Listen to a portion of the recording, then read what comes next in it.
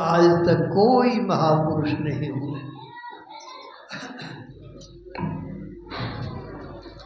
ये दोनों सबसे विशेष, इसलिए युगावतार कहा गया है इनको।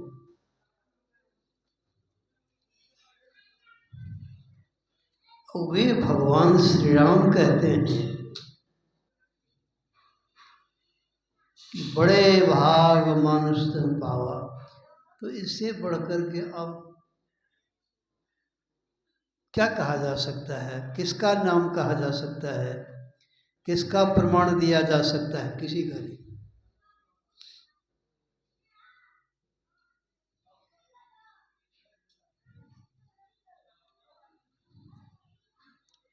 कारण क्या है? बड़े भाग मानुष तन पावा जो कहा गया, इसका कारण क्या है? उस कारण यह जानना चाहिए। और जो जिज्ञासु लोग होते हैं उनके अंदर यह जिज्ञासा होती है। अब प्रत्येक मनुष्य को ऐसी जिज्ञासा होनी चाहिए। प्रत्येक मनुष्य को यह अपने आप में या अपने संत सद्गुरु की शरण में जाकर वेदों पुराणों का सारा रहस्य भरा यह जो प्रमाण है, इसका कारण पूछना चाहिए, जानना चाहिए। नून तेल लकड़ी में जीवन बिताना यह कोई बड़ी बात नहीं है। नून तेल लकड़ी में जीवन बिताना ये कोई बड़ी बात नहीं। ये जानना चाहिए कि भगवान श्री रामचंद्र जी महाराज क्यों कहते हैं बड़े भाग मानुष तन पावा।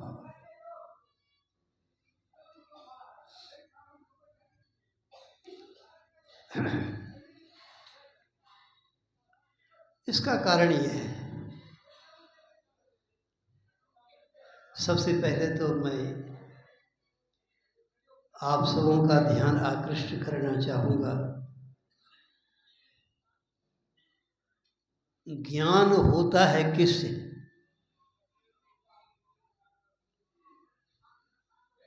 कहेंगे स्कूल से, कॉलेज से, विश्वविद्यालय से, किताब से।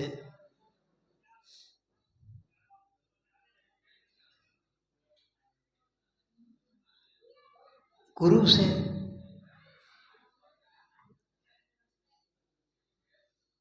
सब ठीक है, यह सब कहना सुनना भी ठीक है, परंतु ज्ञान होता है शब्द से। शब्द नहीं हो कोई ज्ञान नहीं होगा। ज्ञान होता है शब्द से।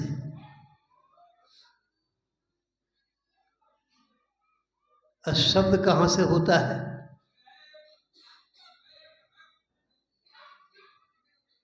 शब्द होता है आकाश से।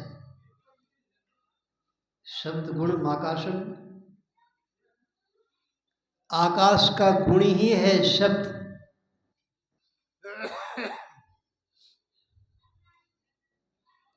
ढोलक है, जिल्ला लकड़ी का ढोलक, गम्हार लकड़ी का ढोलक सबसे एक नंबर, सबसे एक नंबर। उठाने में हल्का, और उसका सुर बहुत बढ़िया होता है। स्वर उस ढोलक का, आम का भी ढोलक होता है और लकड़ी का होता है, लेकिन उतना सुंदर स्वर उसका नहीं होता है। लेकिन जिल्ला का ढोलक सुरीला होता है, गम्हार लकड़ी का ढोलक सुरीला होता है। और लकड़ी काट करके लाए और उसको छाड़ दिया खूब बढ़िया से। सुरीली आवाज होगी क्या? अरे आवाज होगी ही नहीं, आवाज नहीं होगी। क्यों नहीं?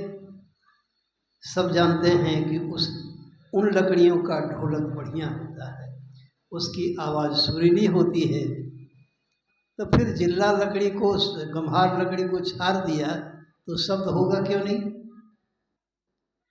कारण है कि उसके अंदर आकाश नहीं है, बिल्कुल नहीं है सो नहीं कहा जा सकता है, कुछ आकाश है, लेकिन जितना आकाश चाहिए वो नहीं है। तो क्या करते हैं? तो जो जानकार लोग हैं, ढोलक बनाने वाले लोग हैं, उसको बढ़िया से कूनते हैं, खोदते हैं, कोड़ते हैं। अब भीतर से लकड़ी कून करके, काट करके, खोद करके हटा दिया, अब काफी उसमें शून्य बना दिया, लकड़ी को शून्य बना दिया। अब शून्य युक्त लकड़ी को जब छाड़ देते हैं तो उसकी आवाज़ बड़ी अच्छी होती है, बहुत सुंदर उसका सुर चढ़ता है।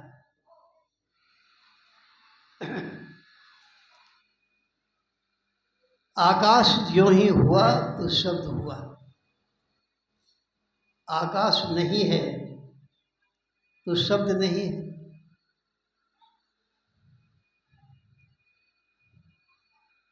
एक बार सभी गोपियों ने भगवान कृष्ण की मुरली से प्रश्न किया बारी बारी से, कौन तप तो क्यों वंशी, कौन तप तू। वंशी से गोपियां पूछती हैं कि तुम एक बात कहो कि कौन सी तपस्या तुमने की है जो भगवान कृष्ण हैं, और वो तुमको हमेशा हाथ में रखते हैं, हाथ पर ही नहीं, वो अपने अधर पर रखते हैं, ओष्ठ पर रखते हैं, हैं? भगवान कृष्ण के मुंह लगी तुम रहती हो, कौन इतनी बड़ी भारी तपस्या तुमने की है, बात समझ में नहीं आती है। कौन तब तू क्यों वंशी, अधर मुरली अधर श्री कृष्ण शोभितम, भगवान श्री कृष्ण के अधर पर तुम शोभायमान होती हो, कौन तपस्या तुमने की है?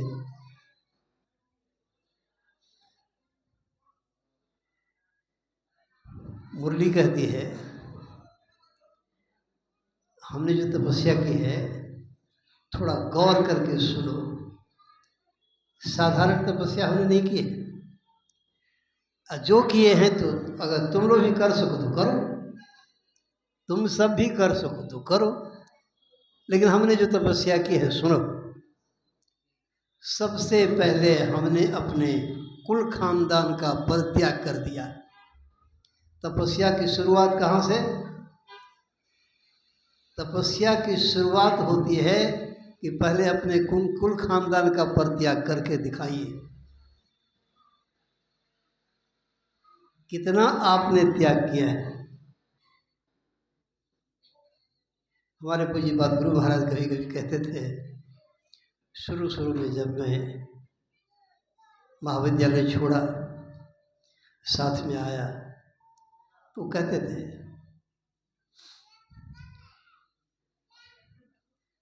साधु वह भय सके सबसे पहले, ओकरा में चाहे वैराग्य, तो वैराग्य तो भीतर की चीज है, अब बाहर में त्याग का देखावा, पहले बाहर में त्याग का देखावा, तो बाहर में जो जितना त्याग करेगा, अब भीतर में पहले उसका वैराग्य का खजाना मजबूत चाहिए। हाँ, तो दोनों चाहिए, त्याग है बाहर में दिखाने के लिए, परंतु वैराग्य है भगवान के लिए, क्योंकि उसी पर ज्ञान टिकता है, उसी पर साधना टिकती है। तो गुरु महाराज कहते थे कि सबसे पहले अपन घर परिवार कुल के खानदान का त्याग दिए। तकर बाद अपन गांव पंचायत के त्याग दिए। ओकर बाद अपन प्रखंड के त्यागे, अपन जिला के त्यागे, अपन राज्य के त्यागे, अपन देश के त्यागे। माने जतेक त्याग करे चले तो भीतर में ओकर वैराग्य के खजाना ओतेक अधिक मजबूत, कीमती, मूल्यवान, बहुमूल्य होइ छै। तो तखन ओकरा ओ परमात्मा के प्यारा भए सकैए, सदगुरु के प्यारा भए सकैए। अब आप लोग सोचते होंगे मन ही मन की बाबा, तो आप तो फिर यहाँ इस आश्रम में आश्रम क्यों बना है, इसको क्यों फिर सुधारे, क्यों इसका डेवलप किए, विकास किए। आप तो परिहारी गांव में आते जाते हैं, पता होगा आप लोगों को। लगभग 40-42 साल तक मैं इधर से बिल्कुल मुख मोड़ कर बाहर रहा। लेकिन आप लोगों में से ही हमारे प्रेमीगण जब जाते थे तो बहुत कहते थे कि बाबा बाहर में तो आप खूब नाम कमाए हैं, बहुत कुछ किए हैं, लेकिन गांव में जो बाबा कुटिया बनाए वो लगता है कि अब मिट जाएगी। अभी पूछना पड़ता है कि बाबा की कुटिया किधर है। हमारा छोटा भाई है ललित जी कहते थे कि ब्रह्मचारी है, माने लोग पूछे अहाँ घर बाबा के कुटिया कते छे तो कहिए जे हमरा घर लगमे छे। लेकिन आब अहाँ जे ई आश्रम बनेलिए है तो आब लोग कई कहे पड़े छे जे कुटी लगमे हमर घर छे। कितना अंतर हो गया। तो त्याग 40-42 साल तो मैं बाहर रहा, अब फिर इधर मुड़ा क्यों? मुड़ा इसलिए जो सदगुरु महाराज हमारे पूज्यपाद गुरु महाराज के पावन कर कमलों द्वारा ये कुटिया बनी थी। और सर्व तीर्थ स्वरूप युग सृष्टा युग पुरुष सदगुरु महर्षि में ही परमहंस जी महाराज का यहाँ 2 बार पदार्पण हुआ। यह महातीर्थ मिल गया, यही जान करके फिर लौट करके मुझको यहाँ आना पड़ा, नहीं तो आने की कोई जरूरत नहीं थी हमको। क्योंकि हमें तो गुरु महाराज वो शिक्षा दिए थे कि जितना त्याग करते सब चलो आगे, तो वैराग्य का खजाना उतना मजबूत होगा, विशेष होगा। तो मुझे तो वो शिक्षा मिली थी, तो मैं उस दिशा में जा रहा था। कारण क्या हुआ? तो उसका कारण ये है,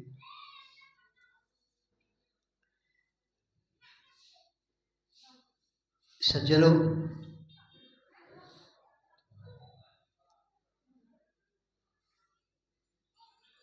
यह वैराग्य दरअसल विषयों में आसक्ति, एक जगह विषय में मन टिका रहे, तो इसी का नाम है राग, इसी का नाम है आसक्ति। यही राग दुर्भाग्य है, राग है दुर्भाग्य। इस आसक्ति में परमात्मा की ओर अनुरक्ति नहीं होती है, और फिर विरक्ति भी नहीं होती है।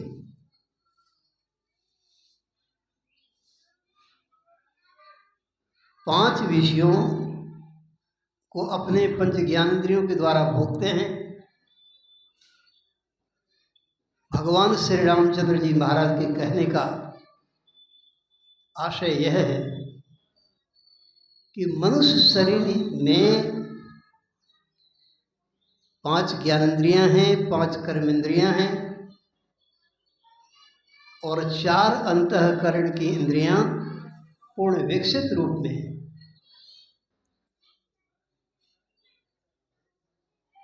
इसकी बनावट अद्भुत है। ज्ञान होता है शब्द से, और शब्द गुण है आकाश का। परमात्मा की सृष्टि में मनुष्य ही एक ऐसा प्राणी है जो इसका सिर सीधे आकाश की ओर है। आकाश सबसे ऊपर है और धरती सबसे नीचे है। तो मनुष्य शरीर में जो सिर है सबसे ऊपर में है, इसका लगाव सीधे आकाश की ओर है, ऊपर। तो आकाश की ओर होने से तात्पर्य यह जाने कि मनुष्य का लगाव सीधे शब्द से है, और सीधे शब्द से लगाव होने का तात्पर्य होता है मनुष्य ही परमात्मा से जो शब्द हो रहा है। अभी आप भगवान कृष्ण की मुरली के बारे में सुन रहे थे, तो मुरली की ध्वनि का वर्णन है शास्त्रों में। वंशी बाजी गगन में मगन भया मन मोर। आज भी भगवान कृष्ण की मुरली ध्वनि हमारे आपके घट घट में परमाकाश में बज रही है। हमारे पूज्यपाद गुरु महाराज भी कहते हैं, मुरली बजाने वाले मुरली बजा जा, मुरली के तान में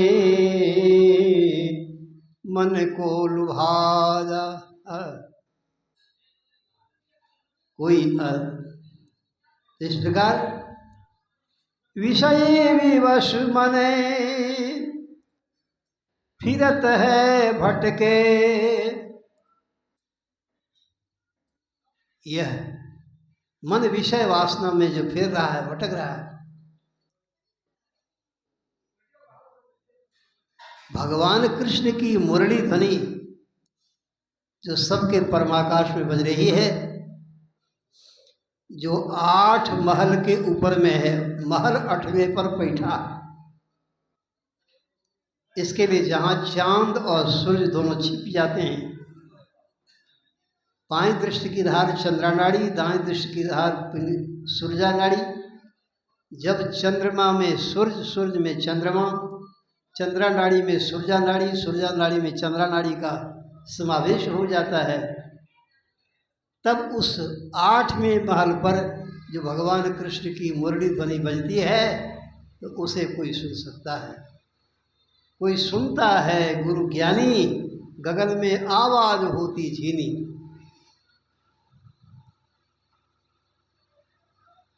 तो मुरली से, मुरली कहती है कि देखो हमने जो तपस्या की है वो क्या, तो सुनो। सबसे पहले अपने कुल खानदान का हमने परित्याग किया। माने जो बंशी मुरली बनाना जानता है वो बस बिट्टी से बांस काट करके लाया, तब बस बिट्टी से बांस काट करके लाया, तो बस बिट्टी रह गई कहीं, या वो बांस यहाँ आ गया, वो बांस यहाँ आ गया। अब तब न कलाकार उसको बंशी बनाता है, मुरली बनाता है, अब तब भगवान कृष्ण के अधर पर शोभायमान है। तो बस बिट्टी उसका कुल खानदान है, उसका त्याग किया उसने। तो वंशी कहती है कि मैंने सबसे पहले अपने कुल खानदान का परित्याग किया। कहा अच्छा, इतने में तुम भगवान कृष्ण की प्यारी बन गई। उन्होंने कहा नहीं, और कुछ बात है, सुनो। वहाँ हम में टेढ़ापन था, तो बांस टेढ़ा मेढ़ा भी रहता है ना, जैसे मुरली बंशी बनती है, बांस टेढ़ा, तो लकड़ी बांस है तो टेढ़ापन तो होगा ही। तो वहाँ हम में कुछ टेढ़ापन था, और तब कुल खानदान का परित्याग किया। माने वहाँ से सब कट गया, कुल खानदान सब कट गया, वहाँ से काट करके हमें लाया। और तब यहाँ हम में जो टेढ़ापन था तो आग में तपा तपा करके हमको सीधा किया गया। वो लकड़ी नियम है, लाठी बनाते हैं, लाठी को सीधा करने के लिए कच्ची है तो उसे आग में तपाते हैं और तब सीधा करते हैं। तो आग में अपने को तपाया, कहा अच्छा इसके बाद और कुछ तपस्या तुमने की है तो बताओ। तो मुरली कहती है कि इसके आगे तपस्या हमारी और थी। वो क्या? ये तो बाहर में कुल खानदान से कट गया और फिर बाहर में जो मेरा टेढ़ापन था उसको सीधा किया गया, आग में मैं तपा। अब भीतर की बात सुनो, मुरली कहती है अब भीतर की बात सुनो। भीतर में गिरह गांठ पड़ी हुई थी, गिरह है ना बांस में, तो भीतर में जो गिरह गांठ थी, तो बंसी मुरली बनाने वाला और गहुआ से उसको छेदता है, गहुआ से उसको छेदता है, भीतर में जो गांठ है उसको काट करके हटा निकालता है।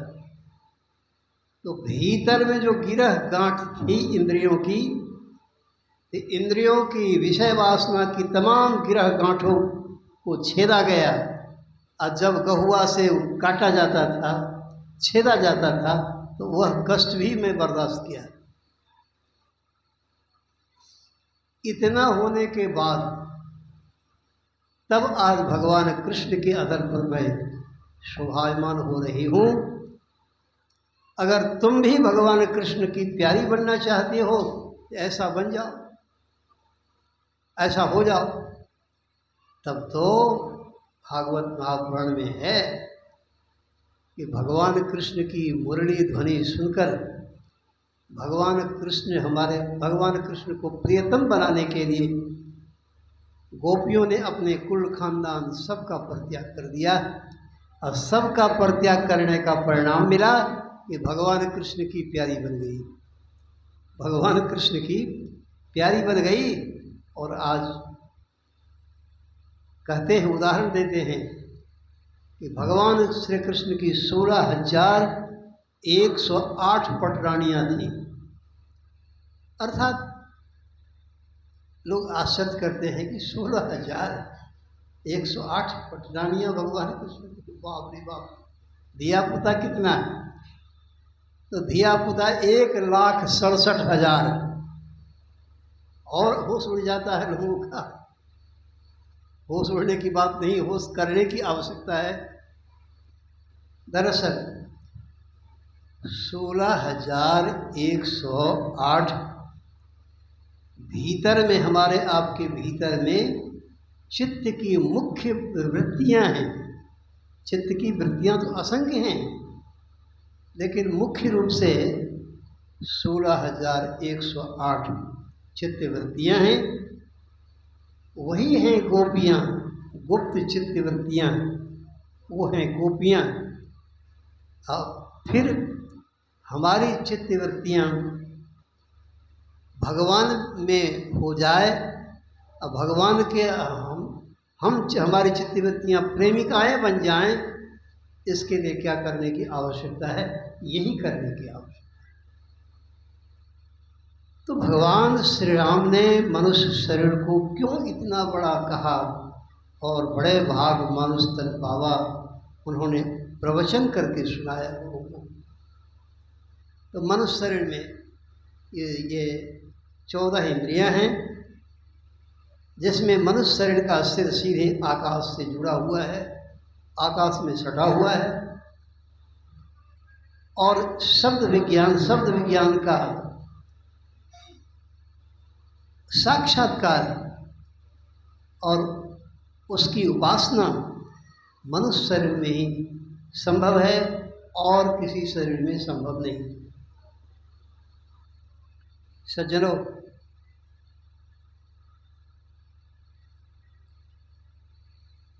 इतनी ही विशेषता नहीं है, इसकी और विशेषता है। उस विशेष्य को पाने के लिए सबसे पहले ये जाने कि मनुष्य का शरीर परमात्मा की सृष्टि का सिरमौर है। कारण यह है कि मनुष्य जीवन में ज्ञान संचय हो सकता है, केवल गुरु की आवश्यकता है। जिस कुल परमाने माछरी कुल परमाने बुद्धि, जिनको जैसा गुरु मिला तिनको तैसा सुझ। मछली का परिमाण जहाँ जितना होता है, पानी का परिमाण जहाँ जितना होता है, प्रमाणित रूप से मछली वहाँ उस रूप में पाई जाती है। गढ़ा गुढ़ी में जो मछली है, छोटी छोटी पोठी मछलियाँ हैं, हैजा कोलरा का घर है, बीमारी का घर है। और फिर गंगा है, समुद्र है, तो वहाँ जल का परिमाण बड़ा है, तो वहाँ की मछलियाँ भी बड़ी होती हैं। इसी तरह से जिनको जैसा गुरु मिला तिनको तैसा सुझ। जीवन में जिनको जैसे गुरु मिलते हैं वो वैसा ज्ञानी बन जाता है। इसलिए कहा गया, पानी पीजिए जान और गुरु कीजिए छान। छानबीन करके अच्छी तरह से, और तब हम किनको अपना गुरु बनावें, किनके कर कमलों में अपने को किन सौंप दें, जो हमारा बेड़ा पार होगा। यह बहुत छानबीन करने की आवश्यकता है। तो जैसे गुरु जीवन में मिलते हैं, मनुष्य वैसा ज्ञानी होता है। अब मनुष्य अपने ज्ञान के मुताबिक जो कुछ भी कर्म करता है, एक ही काम तो सब मनुष्य नहीं करते हैं, यह बात सत्य है। सब के सब भोजन करने के लिए, सोने के लिए, बाल बच्चा पैदा करने के लिए और दूसरे के भय से बचने के लिए संसार में कर्मरत हैं, कार्यरत हैं। सबका उद्देश्य यही है। इसी आहार निद्रा भय मैथुन में मनुष्य मात्र सभी लिप्त हैं। अरे मनुष्य हैं तो क्या हैं, 4,84 लाख योनियों के जीव जंतु कीड़े मकोड़े सब इसमें लिप्त हैं, सब इसी में पड़े हुए हैं। लेकिन मनुष्य की जवाबदेही कुछ और है। अभी सबसे पहले ये जाने कि जिस मनुष्य को जैसा ज्ञान है, उस ज्ञान के मुताबिक मनुष्य जो कुछ कर्म करता है उसका फल जरूर चाहता है। जबकि भगवान कृष्ण कहते हैं कि अर्जुन, कर्मण्येवाधिकारास्ते मा फलेषु कदाचन। तुम कर्म करने में स्वतंत्र हो, कर्म करने का अधिकार तुम्हें मिला है, तुम कर्म करो। लेकिन कर्म का जो फल है उसकी अभिलाषा अपने मन से हटा दो। कर्म फल की अभिलाषा मत रखो।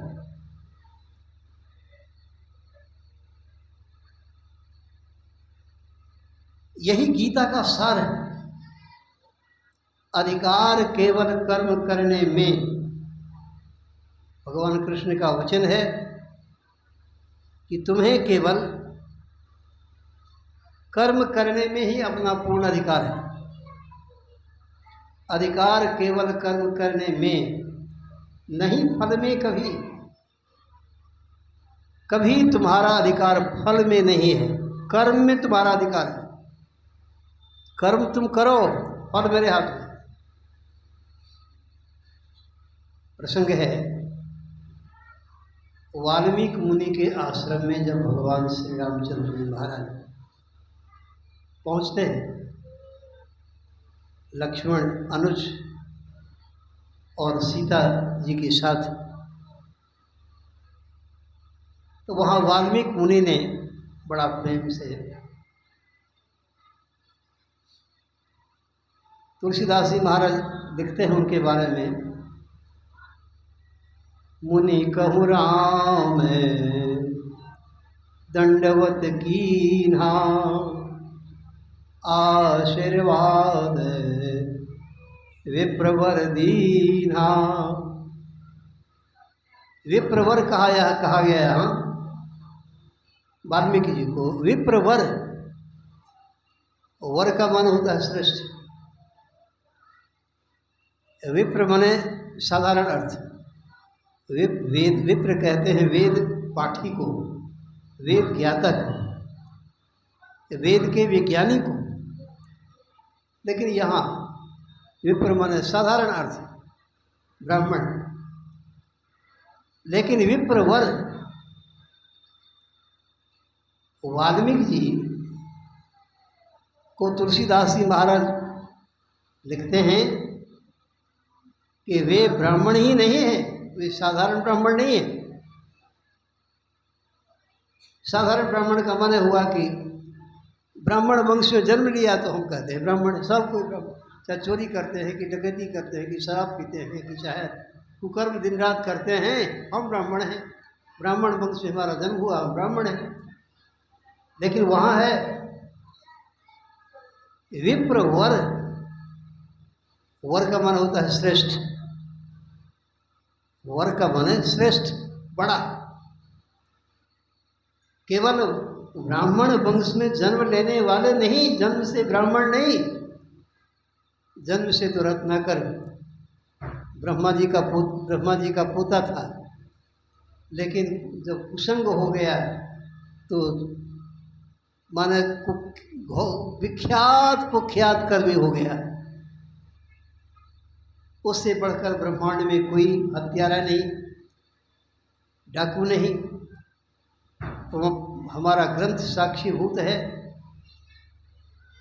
लेकिन फिर देवर्षि नारद जी महाराज का सत्संग मिला तो उनमें सुधार हो गया। तो वे सत्संग से सुधार हुआ। तो पहले तो ब्राह्मण वंश में जन्म हुआ था तो चोर डकैत सब हो गए, लेकिन सत्संग मिलने से हो गए विप्रवर, ब्राह्मण में सर्वश्रेष्ठ, सर्वश्रेष्ठ असली ब्राह्मण हो गए। तो तुलसीदास जी महाराज लिखते हैं, मुनिवर अतिथि प्राण प्रिय पाए। मुनिवर वाल्मीकि जी महाराज जो मुनिवर हैं, विप्रवर हैं, प्राण प्रिय अतिथि रूप में भगवान श्री राम लक्ष्मण और सीता जी को अपनी कुटिया में जब पाते हैं तो वहाँ तरह तरह के स्वादिष्ट सुमधुर कंद मूल फल मेवा मिष्टान्न सब ला करके अर्पण करते हैं भगवान श्री राम तीनों को। परंतु वाल्मीकि मुनि जी महाराज और फल नहीं देते, ये और मिठाइयाँ नहीं लेते, और सुंदर स्वादिष्ट भोज्य सामग्रियाँ नहीं लेते। वो लेते क्या है? एक फल, बस केवल एक फल लेते हाथ।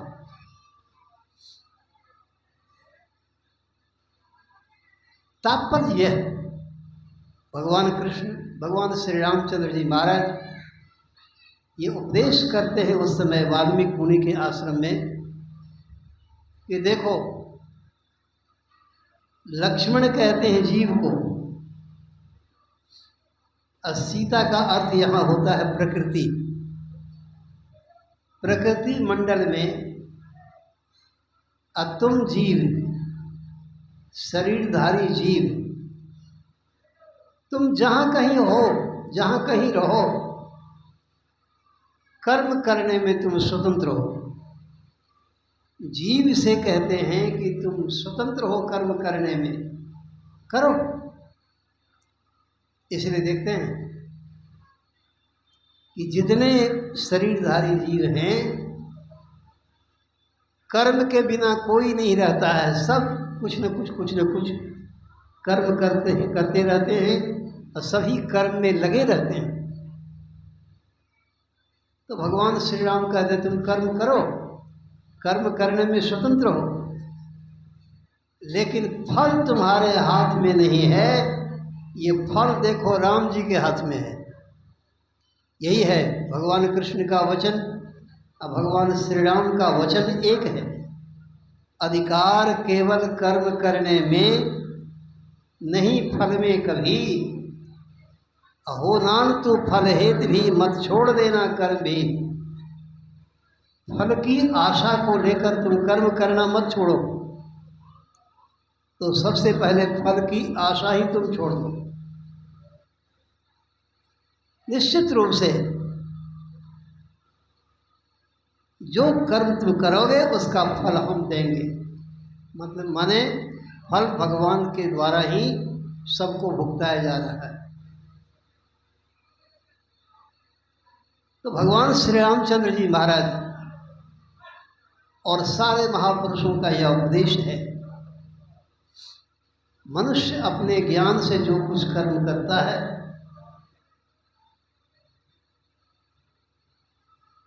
भगवान कहते हैं कि फल की आशा तुम त्यागो। लेकिन जीवत्व दशा में रहने के कारण सभी फल की आशा में लगे हुए हैं। सब फल की आशा में लगे हुए हैं। आम का पेड़ रोपते हैं तो आशा है कि आम का फल मिलेगा, हमें मिले। कटहल का पेड़ रोपते हैं तो आशा लगी रहती है कि कटहल का फल हमको मिले, कटहल फले। केला लगाते हैं तो केला का फल हमको मिले, केला मिले। जो भी कर्म करते हैं उसमें फल की आशा लगी रहती है। वृक्ष है जड़, अब वृक्ष जड़ से भी उस वृक्ष का फल की आशा हम चाहते हैं, जबकि यही आशा हमारे दुखों का कारण है।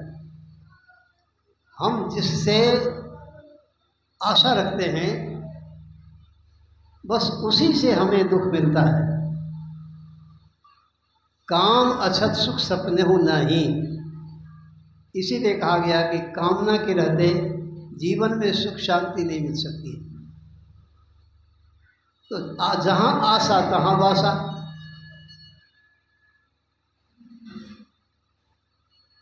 जहाँ आशा तहाँ वासा। राजा भरत थे जिनके नाम पर इस देश का नाम पड़ा है भारतवर्ष। उनको वैराग्य हुआ, वानप्रस्थ जंगल आए, वानप्रस्थ जीवन में बन गए वैरागी, वानप्रस्थी बन गए। लेकिन एक दिन ये पहुँचे नदी में स्नान करने, और उधर से एक गर्भिणी हिरण आई जल पीने, उधर से एक सिंह आया, सिंह गरजा। सिंह के डर से वो गर्भिणी हिरण भागी, छलांग मारकर भागी।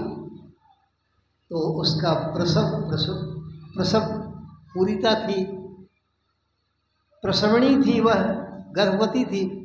बस पेट से बच्चा उसका पानी पर वो जन्म ले लिया, बाहर हो गया, पानी पर तैर रहा था। तो भरत मुनि जो राजा थे तो हो गए थे मुनि, हो गए थे महात्मा। दौड़कर जाते हैं उस हिरण के बच्चे को, नवमृग शावक को बड़ा प्रेम से उठा लेते हैं, यह सोच करके शीतल जल में नया बच्चा है, मर जाएगा। उसको उठा करके ले आया अपनी कुटिया में। कुटिया में ले आए, पालन पोषण करना शुरू किए। हिरणी तो जो थी वो तो वहाँ चट्टान में टकरा करके मर गई थी। उस बच्चे की माँ टकरा कर मर गई। वो नव मृग शावक मृग का बच्चा जो था वो उसको ले आए, और पालन पोषण करके उसको कीन सयाना उन्होंने बड़ा कर दिया। यहाँ तक तो ठीक रहा, यहाँ तक ठीक रहा। दया है भक्ति का भाव। जी हमारे आपके अंदर में सब जीवों के प्रति, सबके प्रति दया का भाव होना चाहिए, परंतु याद रहे, होश में रहें कि दया कहीं मोह में नहीं बदल जाए। दया तक रहे तब तो ठीक है, और दया कहीं मोह में परिणत हो गई तो महान दुसह दुख भोगना पड़ेगा। दया मोह में परिणत होने का मतलब हो गया कि वो भरत मुनि जी, राजा भरत जो भरत मुनि हो गए थे, अब जब बच्चा वो सयाना हो गया उसको जंगल में छोड़ देना चाहिए, लेकिन नहीं छोड़ सके। वो पाले पोसे जो थे, वो कहावत है, जन्माने वाले से अब पोसने वाले को ज़्यादा ममता रहती है। नहीं छोड़ सके, नहीं त्याग सके। वो जब वो जिधर जाते थे पीछे पीछे वो मृग शावक जाता था। स्नान करके पूजा पर बैठते थे आसन पर, तो वो ही बच्चा, हिरण का बच्चा भी, वो भी बैठ जाता था आसने पर। अब आंख बंद कर ध्यान कर रहे हैं तो मृग शावक वो कंधा पर चढ़ जाए, अब पीठ को चाट रहा है, कभी मुँह को चाट रहा है। अब इतना हिल मिल गया जैसे दुल्हनुआ पोता है कि पोती है कि नाती है। अब वो ध्यान में बैठे हुए हैं और पोता जो है मुँह में लात मार रहा है, मुँह में लात मार रहा है, मुँह में मुक्का मार रहा है, उसको कुछ नहीं कहते हैं। मम यही है, दया मोह में परिणत हो गया। तो दया तो चाहिए, लेकिन मोह नहीं होना चाहिए, आसक्त नहीं होना चाहिए। हाँ, तो ऐसे होता क्या है, एक दिन की बात है, उनका अंतिम क्षण आ गया, भरत मुनि का अंतिम क्षण आ गया, शरीर छूटा, और वो मृग शावक सामने में बैठा हुआ था, और उसमें इतनी आसक्ति हो गई थी, मन दया मोह में परिणत होने के कारण उस मृग शावक का चिंतन करते हुए शरीर छूट गया कि हे भगवान, हम अब जा रहे हैं, ये मृग के बच्चे का क्या होगा। जैसे लोग कहते हैं, बाबा हम सत्संग में ही लग नहीं जा सके छी, छोड़वा सब देहात झाड़ दे, हम केना देहात झाड़ देवे, हम कोना के बुड़ा देवे सब कुछ के, वो सब तो छोड़ दे छे, हम कोना के छोड़ देवे। और पकड़े रहिए आप, इसका मतलब है दुख लिखा हुआ है। बस यही बात हो गई कि हे भगवान, इस मृग के बच्चे का क्या होगा, हम अब जा रहे हैं, इसको कौन देखेगा। अब ये उसको छोड़ नहीं सके, उसमें विषयासक्ति हो गई, मोह हो गया, जिसका परिणाम ये हुआ कि राजा भरत मुनि का शरीर छूटा, तो मर करके वही हिरण के शरीर में जन्म हो गया, हिरण के शरीर में जन्म हो गया। तो भाई भगवान तो कहाँ इतना सुंदर देव दुर्लभ मनुष्य का शरीर दिए हैं, और ठीक से यदि विवेक नहीं करें तो परिणाम ऐसा महान अपवित्र परिणाम न हो जाए कि मर करके हम लोग भी कीड़ा मकोड़ा हो जाएं, जीव जंतु बन जाएं, क्या फायदा। मनुष्य का शरीर मिला है, इसलिए इसमें आगे क्या है, फल मनुष्य चाहता है, नहीं आसक्ति नहीं चाहिए, फलाशा का परित्याग करना चाहिए, लेकिन मनुष्य फल की आशा चाहता है। अच्छा, संत महात्मा लोग कहते एक काम करो, तुम सांसारिक कर्म के फलों की चाहना करते हो, तो मेरी बात थोड़ी सी सुनो, याद रखो। आम के वृक्ष का फल तुम चाहते हो, कटहल वृक्ष का फल तुम चाहते हो, थोड़ा अब विचार करो सत्संग में आकर के। इसीलिए सत्संग करने की आवश्यकता है, क्योंकि बिन सत्संग विवेक न होई, बिना सत्संग किए तो ये विवेक नहीं होगा कि मनुष्य शरीर पा करके हमें क्या करना चाहिए, कौन सी फलाशा चाहिए, यह विचार अन्यत्र कहीं नहीं होगा। तो भगवान कहते हैं कि मनुष्य शरीर का फल क्या है, तुम कभी विचार किया? आम फल का विचार किया, कटहल फल का विचार किया, केला फल का विचार किया, जामुन फल का विचार किया, अमृत फल का विचार किया, लेकिन मनुष्य शरीर पाने का फल क्या है, कभी विचार किया? इसीलिए सब निष्फल चले जा रहे हैं, बेकार में जीवन चला जा रहा है, बेकार में जीवन चला जा रहा है। तो मनुष्य शरीर पाने का फल क्या है? इसके लिए संत शिरोमणि गोस्वामी तुलसीदास जी महाराज ने बड़ा सुंदर संकेत किया। देह धरे कर यही फल भाई, स्वर्ग स्वल्प अंत दुखदाई, देह धरे कर यही फल भाई। मनुष्य देह प्राप्त करने का एकमात्र यही फल है। फल सबका फल चाहते हैं ना, तो मनुष्य शरीर पाने का फल क्या है? यही एकमात्र फल है बस, कि भजिए राम सब काम विहाई। क्योंकि भगवान का भजन और किसी शरीर में नहीं होगा, भगवान का भजन और किसी शरीर में नहीं होगा। अच्छा, नीम में कटहल होगा? सबको विचार कीजिए तो, नीम में कटहल होगा? सिमर गाछ में सेब होगा? नहीं होगा, विधान है। इसी तरह से मनुष्य शरीर में ही, मनुष्य शरीर का फल है भजन करना, परमात्मा का भजन करना, क्योंकि यह काम और किसी शरीर में नहीं होगा। जब भी होगा तो मनुष्य शरीर में ही होगा। और थोड़ा जब भी होगा तो मनुष्य शरीर में ही होगा। तो इसीलिए यहाँ कितने लोग सोच विचार में रहते हैं और कहते हैं कि बाबा अभी बहुत समय है, अभी हमारे लिए बहुत समय है, बहुत समय है, अभी तो हम किशोर हैं, अभी तो हम तरुण हैं, अभी तो हम जवान हैं, और फिर बुढ़ापा आएगा तो तब भगवान का भजन कर लेंगे। मनुष्य शरीर का फल है भजन करना, तो बुढ़ापे में कर लेंगे। लेकिन एक बात भाई, राजा भर्तृहरि ने कहा, यावत स्वस्थ मिदं कलेवर गृहम, यावत जरा दूरतो, यावत चंद्रिय शक्ति प्रतिहता, यावत क्षयो नायुषः, आत्मश्रेयसी तावदेव विदुषः कार्य प्रयत्नो महान, संदीप्तं भवदेत कूपखननम प्रत्युद्यमः कीदृशः। अर्थात किसी घर में आग लग गई, चैत वैशाख महीना है, खर मास का समय है, अब सारे लोग जमा हुए आग बुझाने के लिए।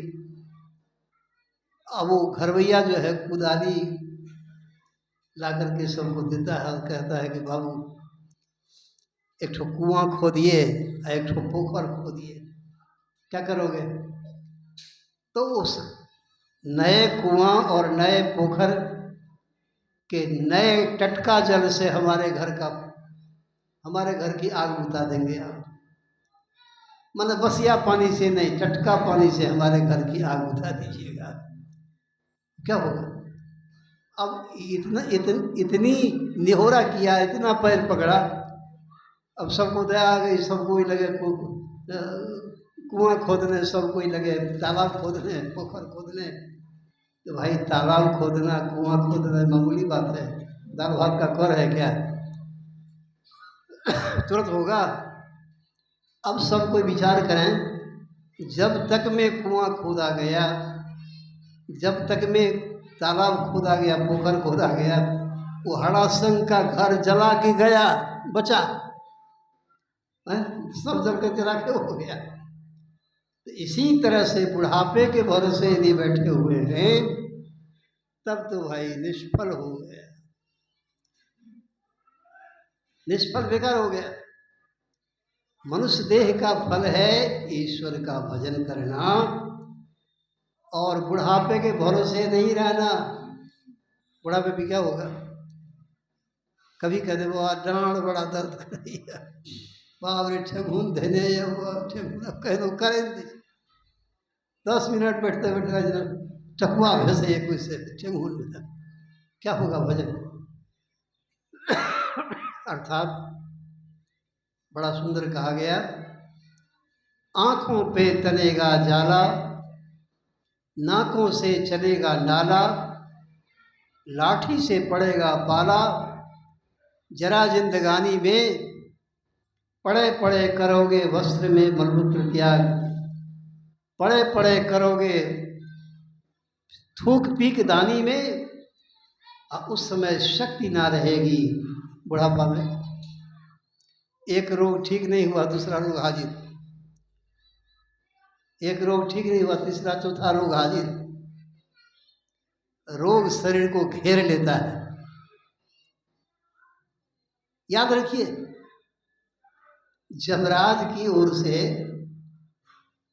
क्या जमदूत है बुढ़ापा और रोग, ये जमदूत सब है।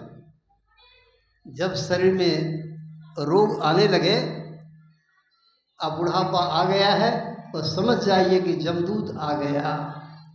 अब तो पहले से नहीं चलते तो जमदूत आ गया, और जमदूत का काम है वो तो कूटेगा। तो पूछे धर्मराज जब भाई, वचन मुख नाही कही आई, पलटू दास लखी रोया, सुगर्तन पाए के खोया। तो क्या करना चाहिए, भजन आतुरी कीजिए और बात में देर, और बात में देर जगत में जीवन थोड़ा, मानुष तन धन जात कूड़ धरी करो निहोरा, कांच महल के बीच पवन एक पंछी रहता, 10 दरवाजा खुला उड़न को नित चहता, भज लीजिए भगवान याह में भल है अपना, आवागमन छुट जाए जन्म के मिटे कल्पना। पलटू अटकनो कीजिए 84 घर फेर, भजन आतुरी कीजिए और बात में देर। तो जब तक बाल्यावस्था में हैं, किशोरावस्था में हैं, तरुणावस्था में हैं, युवावस्था में हैं, शरीर तंदुरुस्त है। भर्तृहरि जी महाराज ने कहा, जब तक बुढ़ापा बहुत दूर है, बुढ़ापा जब तक बहुत दूर है तब तक में ही सदगुरु की शरण ग्रहण करें और उनसे भक्ति का भेद सीखें जानें। अब कोई कहेगी भगवान का भजन करने के लिए इसमें सदगुरु की क्या आवश्यकता है। तो भाई भगवान शंकर जी महर्षि अंगिरा गुरु की शरण में क्यों गए, इसका जवाब दीजिए आप। भगवान का भजन करने के लिए गुरु की क्या आवश्यकता है। तो वशिष्ठ जी की शरण में भगवान श्री राम क्यों गए, जवाब दीजिए आप। है जवाब आपके पास में। भगवान का भजन करने में गुरु की क्या आवश्यकता है। तो ब्रह्मा जी अग्नि मुनि की शरण में क्यों गए, जवाब दीजिए आप। तात्पर्य यह ठीक ही कहा गया, गुरु बिन भव निधि तरह न कोई, जो बिरंची शंकर सब होई। ब्रह्मा विष्णु महेश के समान हो जाइए, बिना गुरु से संसार सागर से नहीं पार हो सके। क्योंकि जब भगवान श्री राम, भगवान कृष्ण, भगवान शंकर, भगवान ब्रह्मा को सदगुरु की शरण में जाना पड़ा, हम आप किस खेत की मूली हैं। बिना सदगुरु के अगर कुछ सोचते हैं मनुष्य महाभारत में आया, जैसे मूली को कोई किसान उखाड़ता है और कोई फसल है तो फसल किसान ले आया तो गरीब मजदूर वर्ग के लोग जाते हैं तो कुछ न कुछ पाते हैं, परंतु मूली यदि जड़ से उखाड़ लिया, कल मूली बाजार से खरीद करके लाया, पक्का 2 किलो 2.5 किलो एक मूली का वजन, इतना बड़ा है, इतना मोटा 2 किलो 2.5 किलो वजन। अब मूली उखाड़ कर ले आया, उस खेत में कुछ लोढ़ा बिछा होगा? मुरई के खेत में लोढ़ा बिछा कुछ होगा क्या? कुछ नहीं होगा। इसी तरह से जो बिना संत सदगुरु का अपना कल्याण करना चाहता है तो जड़ मूल धर्म की खेत से जड़ मूल से उखड़ जाता है, किसी भी शुभ कर्मों का फल उसे नहीं मिलता है। तो मनुष्य देह धारण करने का फल है परमात्मा की भक्ति करनी। यही हमारी रामायण कहती है, यही हमारे सारे ऋषि मुनि संत महापुरुष कहते हैं, यही उपदेश हमारे पूज्यपाद गुरु महाराज 1940 ईस्वी से 1903 ईस्वी तक लोगों में देते रहे, घूम घूम करके।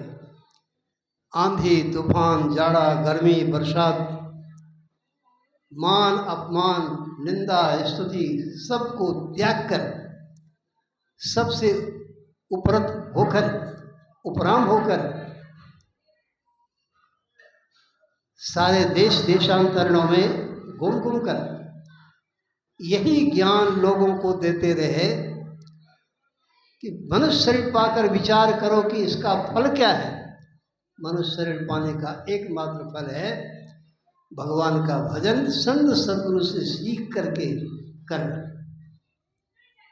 भगवान श्री राम भी कहते हैं, विमूढ़ाः कर्तुमद्युक्ता ये हठा चेतसो जयम ते निबध्नन्ति नागेंद्रो मुन्मत्तंग विस्तंत वे।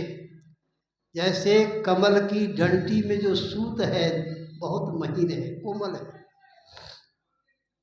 उससे यदि कोई चाहे कि मदमस्त गजराज हाथी को हम बांध रखेंगे तो भगवान श्री राम कहते हैं, हे हनुमान जी को,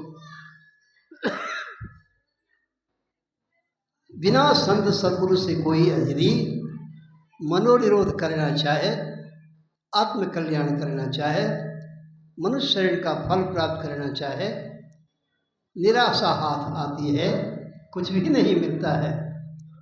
तो हमारे पूज्यपाद गुरु महाराज यही ज्ञान हम लोगों को देते रहे और सिखाए। इस ज्ञान दाता से बढ़कर उपकार करने वाला कोई संसार में नहीं। इस ज्ञान दाता से बढ़कर उपकारी संसार में कोई नहीं है। उस उपकार के बदले में हम लोगों का निज कर्तव्य हो जाता है। जब तक सदगुरु जीवित शरीर में रहते हैं, तन मन धन को अर्प गुरु पद सेव करो, मैं ही आज्ञा पाल दुस्तर भव सुख से तो। जब तक शरीर में गुरु सदगुरु हैं तो हम उनके चरण शरण की सेवा करें। सदगुरु चरण टहल नित करिए, नर्तन के फल ये ही है। जब वे चले जाते हैं तो उनके उपकार के बदले में हम उनको हमेशा याद रखे रहें। हम अपने गुरुदेव की कीर्ति को, उपकार को भूल नहीं जाएं। इसीलिए रोज सत्संग करते हैं और यहाँ जो ये आश्रम बना उन्हीं की याद में कि हम कोई हमारे पूज्यपाद गुरु महाराज के गुरु भक्त भूल न जाएं, इसलिए यह आश्रम बना। हम गुरु महाराज के उपकार को भूलें नहीं, इसीलिए यहाँ साप्ताहिक सत्संग भी होता है, साप्ताहिक सत्संग होता है। और कभी कभी यह विशेष आयोजन भी हम लोग करते हैं। यह आयोजन इसीलिए होता है, गुरु महाराज के उपकार को हम भूले नहीं। हाँ, आज के दिन हम सब गुरु भक्त एकत्र होते हैं, जमा होते हैं। हम सब के सब को फायदा क्या होता है? फायदा ये होता है ध्यान करने पर, ध्यान करते समय कुछ मेहनत लगती है, मशक्कत बीत जाता है, तब उनका दर्शन कभी कभी होता है, कभी नहीं होता है। और जब यह अवसर, यह महोत्सव मनाते हैं तो उनकी याद चकाचक, उनकी याद झकाझक हो जाती है।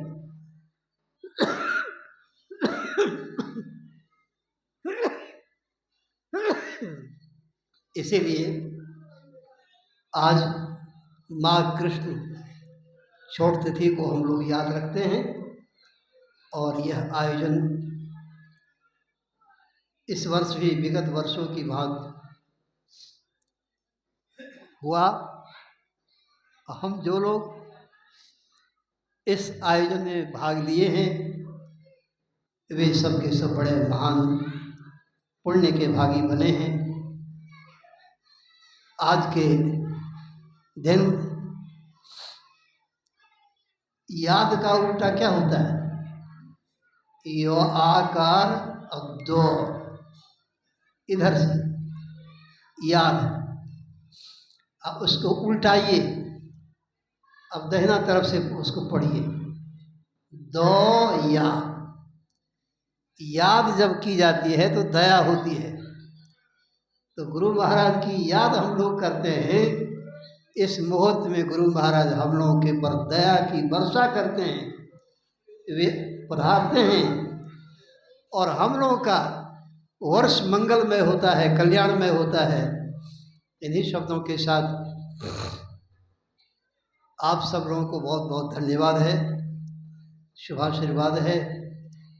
और पूज्यपाद गुरु महाराज के त्रैलोक पावन पाद पद्मों में मैं अनेकानेक आप सबों के लिए मंगल कामना, शुभकामना करते हुए कि सब कोई स्वस्थ होकर रहें, प्रेम से रहें, किसी प्रकार का दुख दर्शन नहीं हो, सबका इहलोक और परलोक सब मंगलमय हो, यह मंगल कामना करते हुए वाणी में विराम करता हूँ। इन्हीं शब्दों के साथ अब मैं चाहता हूँ कि सद्गुरु की ये पाप नाशरी ध्वनि गगन भेदी स्वर में हो जाए, अच्छा रहेगा। प्रेम से बोलिए श्री सद्गुरु महाराज की जय। खूब ऊंची धुनी स्वर से, जोर से हम लोग जय ध्वनि करें। प्रेम से बोलिए श्री सद्गुरु महाराज की। अब एक बार तिगुनी जोर से जय ध्वनि हम लोग करें। प्रेम से बोलिए श्री सद्गुरु महाराज की।